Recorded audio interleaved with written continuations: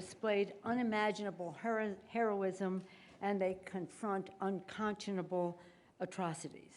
And the Congress remains with the Ukraine as it fights to defend democracy, not only for its people, but for the world. We are honored to be joined by the First Lady of Ukraine, Olena Zelenska, who traveled here from the heart of the war zone.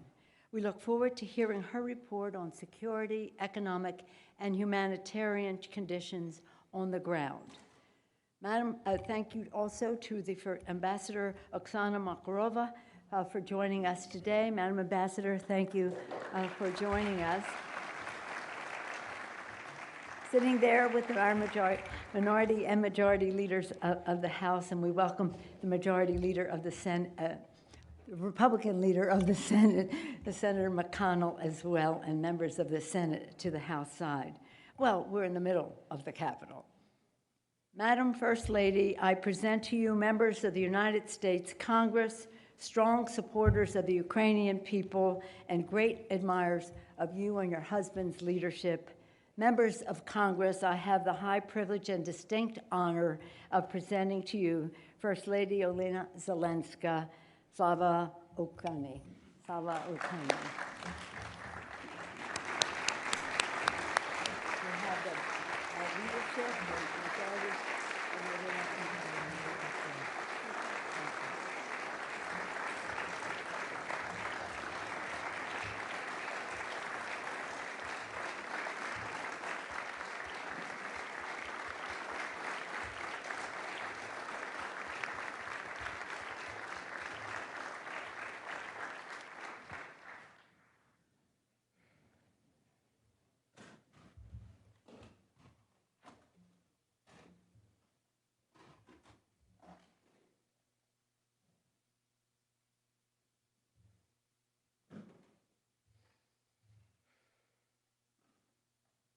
Good morning. Шановна пані спікер, шановні члени Конгресу, пані та панове. I am grateful for the opportunity to be here and address the Congress of the United States of America. I know this is the first time when the wife of the president of a foreign country has the honor to address you within these walls. This is really important for me and for my country. And today I want to address you as politicians and party representatives, as well as mothers and fathers, grandmothers and grandfathers, daughters and sons. I want to address you not as First Lady, but as a daughter and as a mother. No matter what positions and titles we reach in our lives, first of all, we always remain a part of our family. We always remain children to our parents. And no matter how old we are, they love us as their children. And we are always parents to our children. And no matter what happens to them, they will always remain our children. This is the great truth of our life. Our family represents the whole world for us, and we do everything to preserve it. And we are happy when we succeed in it, and we cry when we cannot save it.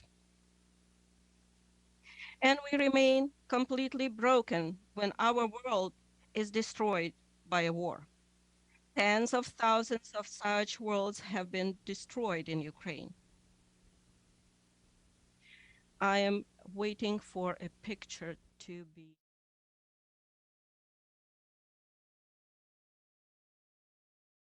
When we were preparing greetings of Christmas, Merry Christmas for children, I remember her just like she is here, a cheerful, playful little rascal.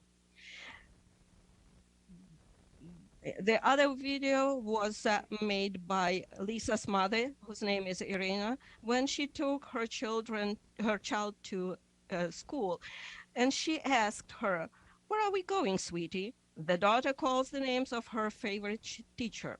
Lisa was only 4 years old. She is no longer with us. Here is the stroller of Lisa's. On July 14th, Lisa was killed. by a Russian missile attack on our city of Vinnytsia in the center of Ukraine. 25 people were killed, almost 200 injured. Lisa's mother is in serious condition, and for several days, nobody dared to tell her that Lisa has died. This is where the words, "Where are we going?" have been ringing in my ears for 6 days, ever since it happened. Usually, the wives of presidents are exclusively engaged in peaceful affairs: education, human rights, equality, uh, accessibility. And maybe you expected from me to speak on those topics.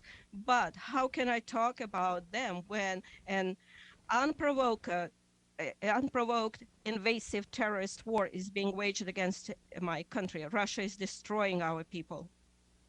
Here is another rocket uh, launch. And here is the city of Ochakiv in the south of Ukraine. The residential area was hit by a missile. This girl is Eva. She liked to draw pictures. She was only 5.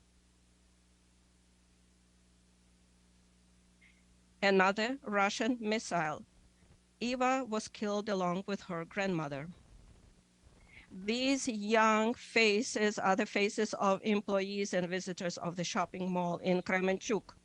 They are no more, and there is no shopping mall because the Russian rocket burned them down and killed them all. This is a journalist. Her name is Vera. She has worked in the Ukrainian media for 20 years, the last 4 years in the Kyiv Bureau of Radio Liberty. She died in Kyiv from another missile attack. Since the beginning of the war, Russia has launched over 3,000 different cruise missiles on Ukraine. But to destroy somebody's family, you don't need a missile. Maybe a shrapnel will do it. This boy's name is Andrei. Fortunately, he's alive. He is now in Germany. He is 3 years old. A few days ago, he celebrated his birthday on the 8th of July. You may ask, what is he doing in Germany? He is learning there how to use prosthesis.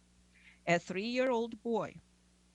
A Russian plane dropped a bomb on the house where the family of Andrei spent the night. He was there together with his parents and his.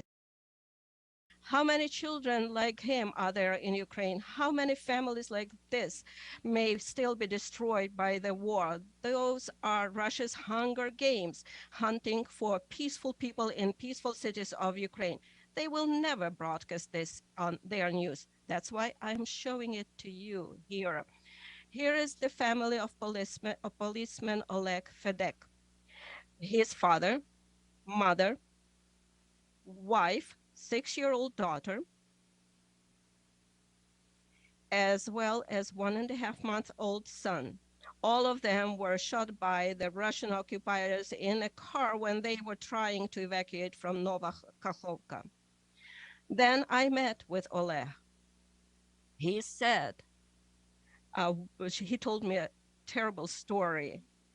The adults died right away, while children for the next 1.5 hours were crying in the car until they died. Nobody was allowed to approach them to save them. Here is Sofia, the girl from Bucha, who lost her mother during the occupation and her arm, and now she's suffering from phantom pains. The family of Olga Sukhenko, she was a village head in Kyiv region who saved her fellow villagers from the Russian invaders until the last, and then was killed by Russians along with her son and husband.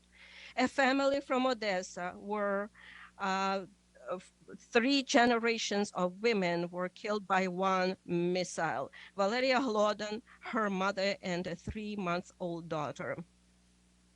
And a 96-year-old Boris Romanchenko. Can you imagine?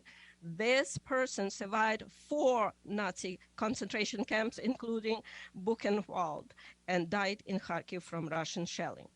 So, dear ladies and gentlemen, the American people and American families the Congress and President Biden have already done a lot to help us to stand up to the enemy and protect millions of Ukrainians. We are grateful, really grateful, that the United States stands with us in this fight for our shared values of human life and independence.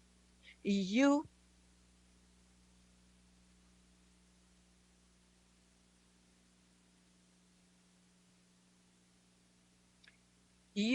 help us, and your help is very strong. While Russia kills, America saves.